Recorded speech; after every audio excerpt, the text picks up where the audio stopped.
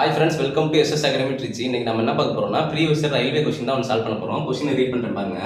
If 75% of a number is added to 75, then the result is the number itself.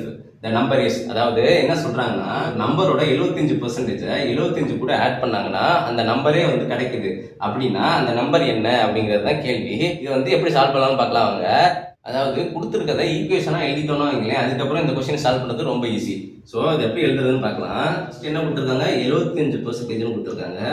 So 75% ஆஃபுக்கு பதிலாக என்ன போடலாம்னா multiply போடலாம். ஏன் number நம்மளுக்கு தெரியாதா, அதுக்கு பதிலாக எக்ஸ் ரைட்டா. இஸ் ஆடட் டு, ஆடட்னா ப்ளஸ்ஸா, அதுக்கப்புறம் என்னது 75. ஸோ 75 கூட ஆட் பண்ணுறோம்னு சொல்லிட்டோம். ஈக்குவல் டு நம்மளுக்கு என்ன கிடைக்குதா, அந்த நம்பரே கிடைக்குது அப்படின்னு சொல்லிட்டாங்க. ஸோ எக்ஸே கிடைக்குது. இதை எழுதிட்டோம்னா இதுக்கப்புறம் சால்வ் பண்ணுறது ரொம்ப easy.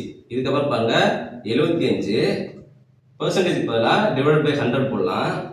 Into x plus 75 equal to என்னது எக்ஸ். 100 75ஓடையும் எக்ஸோடையும் பெருக்க போகிறோம். ஸோ 75 எக்ஸு ப்ளஸ்ஸு 75 இன்ட்டு 100 எவ்வளோ, 7500 ஈக்குவல் டு 100 எக்ஸ் எவ்வளோ, 100 எக்ஸ் தான்.